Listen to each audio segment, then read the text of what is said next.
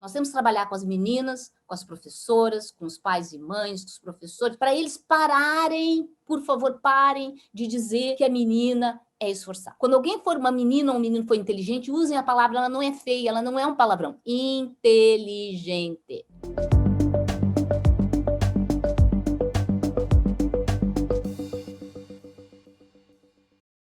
Bem-vindos ao Espaço Recíproco. Hoje estamos aqui com a Márcia Barbosa. É uma grande física brasileira reconhecida por descobertas na anomalia da água. Ela é diretora da Academia Brasileira de Ciências e membro da Academia Mundial de Ciências. Ela tem graduação, mestrado e doutorado na Universidade Federal do Rio Grande do Sul, onde atualmente é professora titular. Ela recebeu a medalha do Mérito Científico da Presidência da República em 2018 e foi reconhecida com os prêmios L'Oréal Unesco de Mulheres na Ciência e o prêmio Cláudia, entre outros. Ela realmente tem atuado muito com a questão das mulheres na ciência. Márcia, obrigado por ter vindo. Eu queria começar por te perguntar aqui com relação a essa questão, como você chegou nessa realmente ativismo com relação a mulheres da ciência.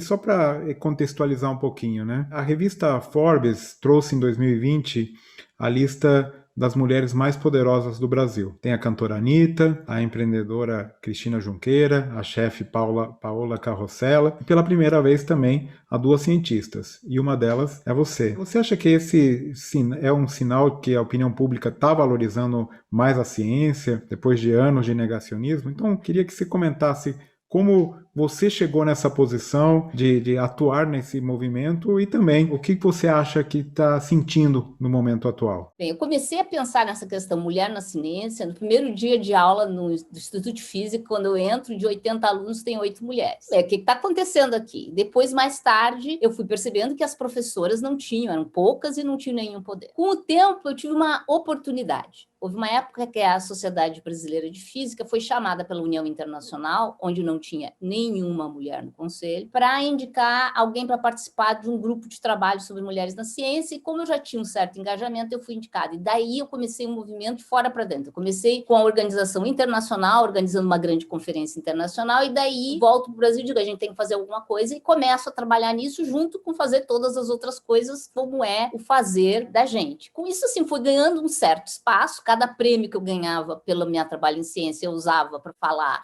da água, mas espera um pouquinho, temos poucas mulheres na ciência. Juntava isso, e isso foi dando uma repercussão na imprensa. Certamente, o prêmio da Forbes, eles olham quem é que está aparecendo na mídia, e é uma consequência de estar aparecendo na mídia. E a ciência começou a aparecer mais na mídia, e mulheres na ciência começou a aparecer também mais na mídia. Mulheres na ciência. Por que ainda em 2020 é importante falar sobre isso? Bem, eu tenho um gráfico, foi feito com uma das minhas estudantes, Roberta Areias, que a gente olhou 8 milhões de dados do Brasil. A boa nova é que mulheres já são 50% na universidade, no mestrado, no doutorado. Não em todas as áreas. As áreas de dinheiro, as mulheres não estão no topo. Mas à medida que tu avança na carreira, o percentual de mulheres diminui. Então é importante falar de mais mulheres na ciência, mais mulheres em qualquer coisa, porque há esse declínio. Mas também é importante falar nas ciências duras, porque as mulheres não estão em física, não estão em informática. E isso não vem melhorando. A mudança é muito lenta se tu não modificas o meio ambiente em que as pessoas estão vivendo. Então, as crianças continuam com aquela ideia de que menino é inteligente e a menina é boazinha e esforçada. Ninguém imagina um físico como esforçado, tem que ser inteligente. Então, daí tu já começa a ver que as meninas não vão para esse caminho, e a gente tem que mostrar que cientista tem qualquer cara, qualquer jeito, só tem uma enorme paixão por ciência. Mas mesmo no ambiente científico, na iluminação da academia, existe machismo? Como que ele acontece? Nossa! Claro que existe. A gente está no mundo, né? E não pense que a gente está numa torrinhazinha de marfim, a gente está no mundo. A gente briga por dinheiro, a gente briga pela nossa voz. E aí, abaixo da cintura, tudo é canela. Só para dar um exemplo pitoresco, eu estava uma vez numa reunião de departamento e eu sou muito de organizar politicamente a instituição. Isso era bem jovem, era professora daquelas assim, adjunto número 1. E tinha organizado a eleição. E um dos professores titulares ficou irritadíssimo com o fato que ele não ganhava uma das eleições. E ele se levanta no meio do departamento e diz: Márcia, tu usa sempre essa mini saia só quando tem reunião de eleição de departamento? Isso é abaixo da cintura tudo é caneca. Ou N vezes que utilizaram o fato de eu ser mulher para tentar me tirar do meu lugar de fala, me tirar do meu local onde é que eu tinha que estar e com o posicionamento que tinha que estar. E a razão das pessoas fazerem isso é porque o meio ambiente permite fazer isso. E segundo, as pessoas vão usar qualquer instrumento quando elas estiverem numa disputa, inclusive instrumentos que não são honestos. E você acha que o preconceito ele é pior conforme a área? Existe uma diferença entre exatas, biológicas, humanas? Isso é uma ilusão. A gente fez um estudo agora sobre assédio dentro da universidade e teve, assim, um número de pessoas respondendo foi enorme. Uns porque sofreram assédio e outros porque queriam mostrar que não tinha assédio. Então, eu consigo polarizar um pouquinho a universidade. Muita gente respondeu aqui na URGS. A gente mostra que 50% da comunidade declara já ter sofrido assédio moral e 10% assédio sexual. E quando comparamos os diversos institutos, eu tinha uma impressão, seria a minha ilusão, que nos ciências sociais tudo ia ser uma maravilha. Igualzinho, não tem diferença, tudo é ser humano, e ser humano tem esse comportamento que é do grupo social em que a gente vive. Então, precisamos tratar todo mundo. Temos que tratar o pessoal das exatas, temos que tratar o pessoal das humanas, tá? Porque lá no final do dia, na hora de medir assédio, todo mundo assedia igual. E de que maneira a gente conseguiria, ou seja, eu sei que você está batalhando por isso, está fazendo o ativismo mesmo, mas como que a gente pode mudar essa situação? De que maneira a gente pode trazer mais mulheres para a ciência, mais meninas? De que maneira você acha que você está estudando esse assunto, você está mergulhando nesse assunto?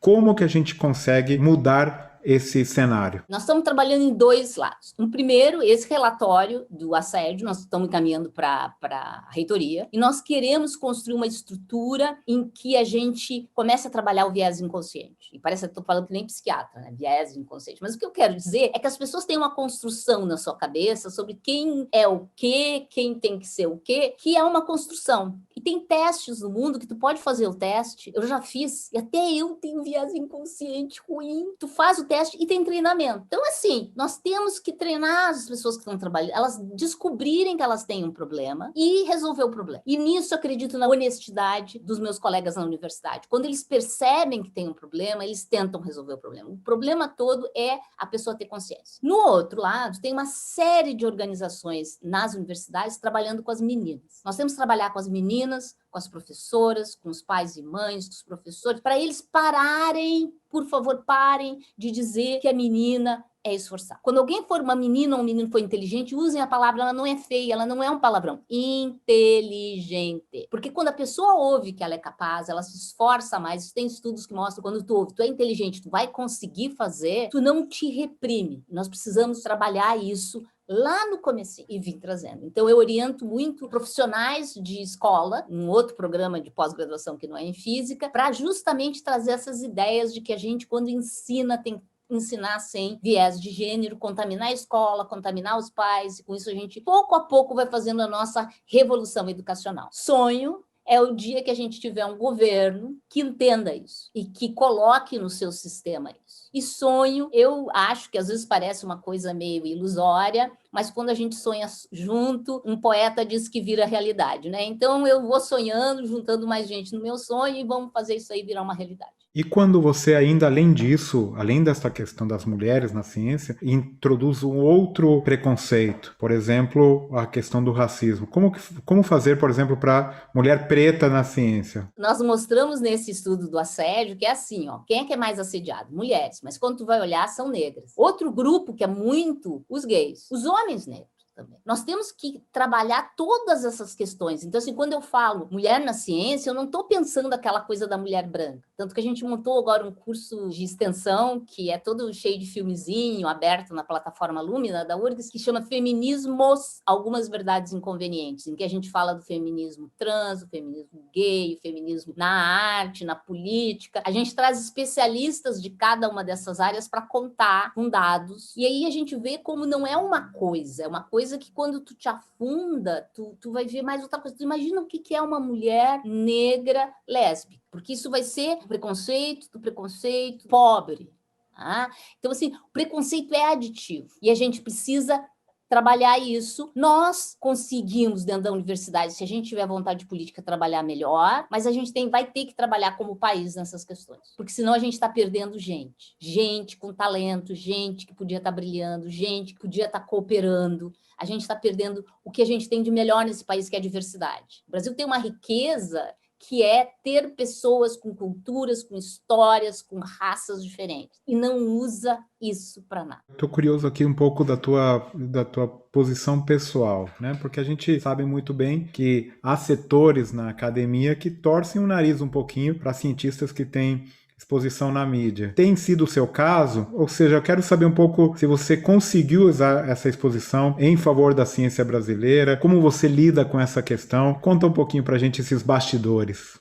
Vou te dizer, essa história começa antes de aparecer na mídia. Primeira, eu sou uma pessoa que gosta de ter coisas engraçadas nas minhas palestras. Minha palestra sempre tem uma coisa jocosa, com pitadinha de cunho sexual. Para ficar jocosa. Comecei isso desde cedo. Imagina uma pós-doc jovem, ganhava palestra convidada e todo mundo, por que ela está com a palestra convidada? E era óbvio, alguém tinha visto a palestra, achava divertida e simples. E aí meus colegas, tu não vai fazer isso. Os brasileiros, com aquela coisa que a gente tem de não querer chocar, porque é brasileiro, me dizendo, tu não pode, isso não é sério. E eu sempre carreguei isso. Né? Desde o fato de eu usar mini saia, assim, era para não ser sério mesmo, para puxar isso. Eu vou chegar lá mesmo sem ser sério. E tem um fato, que eu não direi os nomes, para não constranger ninguém, mas quando eu entrei na Academia de Ciências, que para mim foi uma grande surpresa, porque eu sou um perfil um pouco diferente, né, da média, uma amiga ouviu uma conversa que ela estava com o marido e uns colegas do marido, e como ela estava ali acompanhando o marido, ela era transparente, que é outro fenômeno, as mulheres viram transparentes quando estão acompanhando o marido, ouviam dizendo,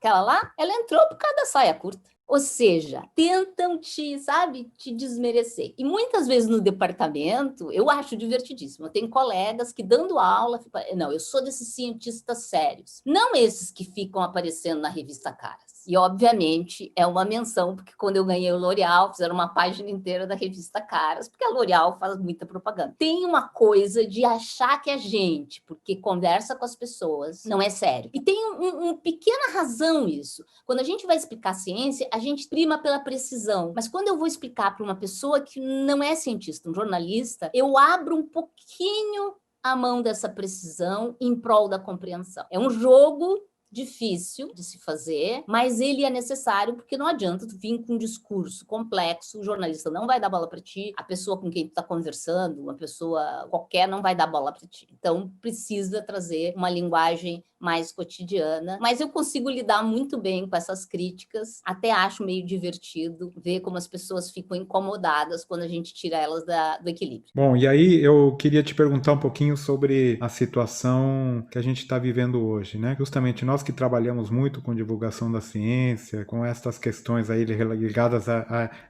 mostrar a importância da ciência, é um momento bastante triste, difícil, né? De ver tanto negacionismo, tanta anti-ciência, e além disso tudo, uma situação bastante complexa, para dizer no mínimo, né, da questão política no nosso país. Como que você está enxergando este momento e de que maneira a gente poderia sair? Em particular, queria ouvir um pouco como você sente isso aí no Rio Grande do Sul. Então a gente tem um problema, né? Um problema que é o fato que no mundo, não é só o Brasil, algumas minorias avançaram. As mulheres, os negros, os gays, eles avançaram. E isso faz com que aquelas pessoas que estão perdendo espaço, porque sinto muito, o homem branco, coitado, né? Tá perdendo privilégio, reagissem. E isso dá dinheiro, porque assim, esses movimentos, eles são bancados a dinheiro. Dá dinheiro para uma série de movimentos no mundo mais conservadores. Não é conservador, porque conservador era o Ronald Reagan e Margaret Thatcher. Vamos falar o nome certo, atraso. Movimentos do atraso, como a gente viu com o Trump, como a gente vê aqui no Brasil, como a gente vê na Hungria, como a gente está vendo no Peru, a gente está vendo pelo mundo esses movimentos do atraso. O que a gente tem que fazer é reagir. É o momento da gente gastar um pequeno pedaço no nosso tempo, como cientistas, para falar com todo mundo que a gente encontrar na rua. E isso está começando a acontecer. No estado do Rio Grande do Sul, em particular, a gente tem um probleminha adicional. É um estado agrícola que não reconhece que foi ciência que fez o agronegócio crescer. O que se vende para a população é que implantando tudo dá.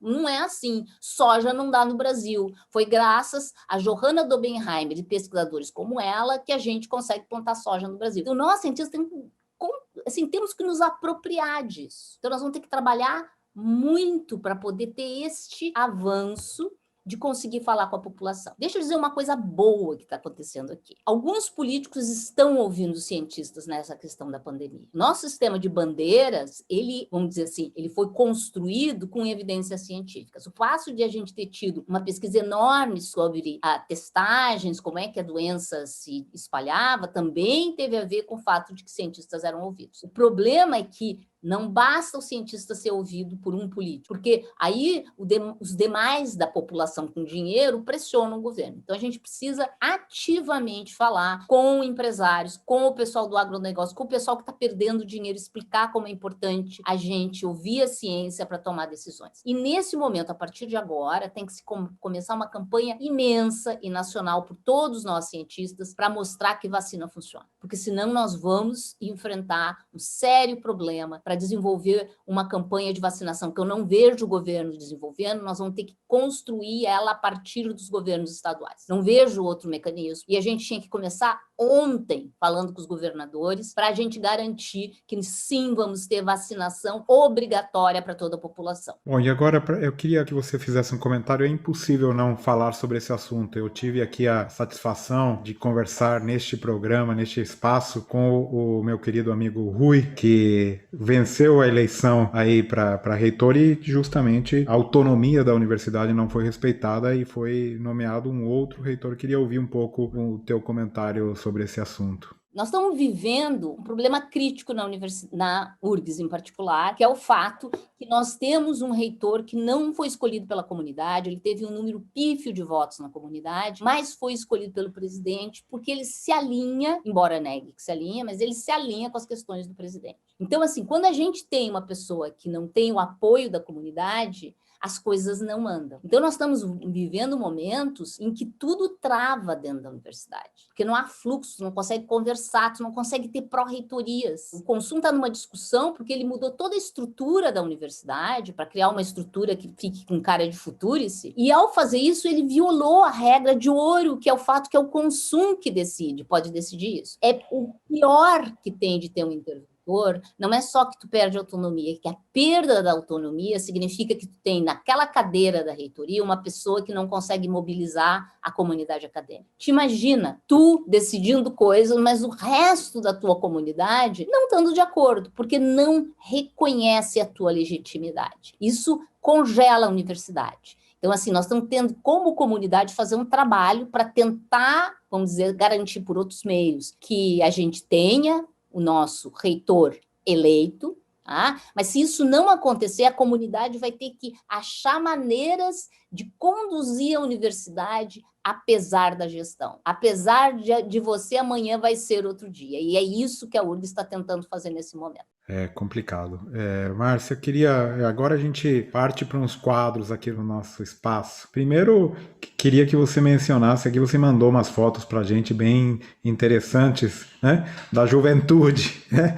Lembranças do tempo da universidade no nosso quadro Arqueologia Acadêmica. Conta um pouquinho o que são essas imagens.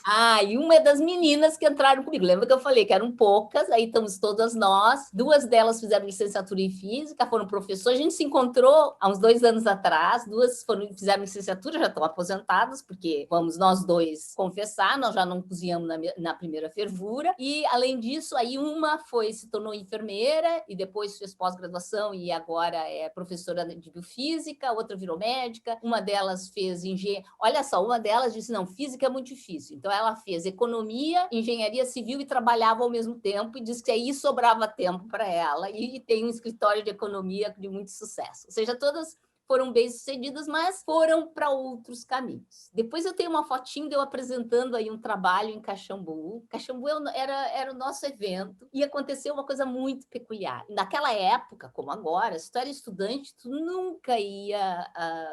A gente não tinha dinheiro, a gente não é São Paulo que estava ali em Caxambu. E eu consegui, a gente juntou lá, eu consegui ir para Caxambu e aí isso foi para mim muito importante apresentar trabalho. Depois eu tenho uma foto do vestibular, porque eu morava numa pequena cidade, não era comum quem estava em escola pública que nem eu passar no vestibular, e eu tinha, na verdade, feito o vestibular no segundo ano, mas aí passei, mas não podia entrar, nem podia fazer a fase final, mas aí fiz de novo, e aí consegui passar o vestibular, e nessa brincadeira de achar as fotos, achei até um texto velho meu, de quando eu tinha 15 anos, é divertido a gente ver como a gente era antigamente, e pelo menos perceber que a gente não ficou muito pior, a gente não ficou muito mais conservador do que era. Isso já dá uma certa felicidade, significa que a gente não acomodou. Eu vi o texto, olha, achei incrível, vamos disponibilizar para o pessoal aí no nosso Instagram, nas nossas páginas. Ô Márcia, bom, e para quem não sabe, Caxambu é o Encontro Nacional de Física da Matéria Condensada, né, que era todos os anos em Caxambu, era o grande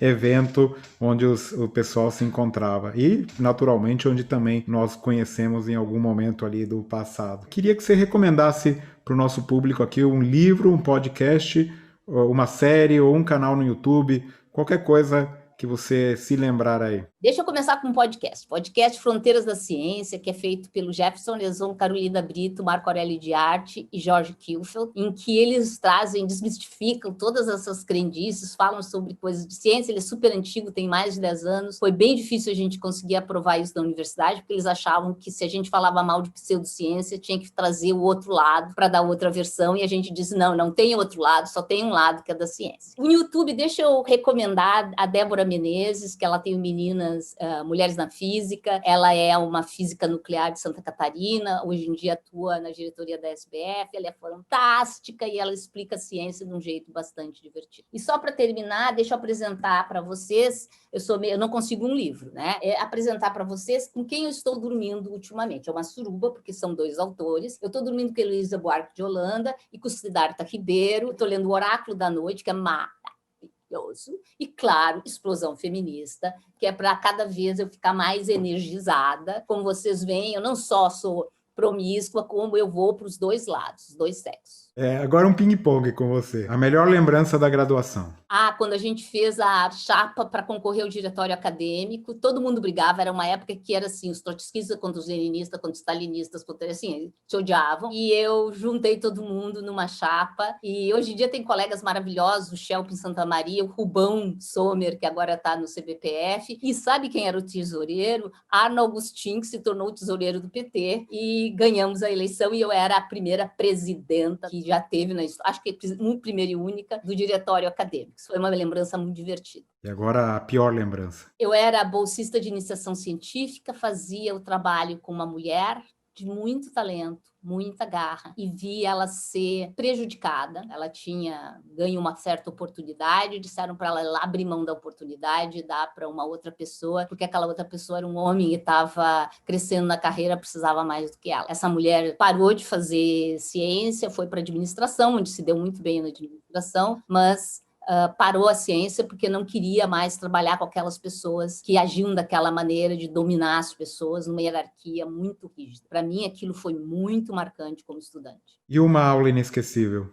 Eu sempre vou lembrar de coisas recentes, eu tenho essa memória péssima, mas semana passada eu assisti a uma aula da Débora Jean. Débora Jean foi a pessoa que conseguiu fazer condensados de férmions, as aulas dela eram maravilhosas. Infelizmente, ela morreu com 40 e poucos anos, mas certamente, se estivesse viva, teria ganho o Nobel, porque ela é mágica, maravilhosa para ensinar, e se alguém gosta de física, procure Débora Jean, condensados de férmions. Ela foi incrível no construir isso, e ela consegue explicar de um jeito que qualquer aluno de graduação vai entender. Muito legal. E um campus dos sonhos? Onde você gostaria de passar um sabático um momento?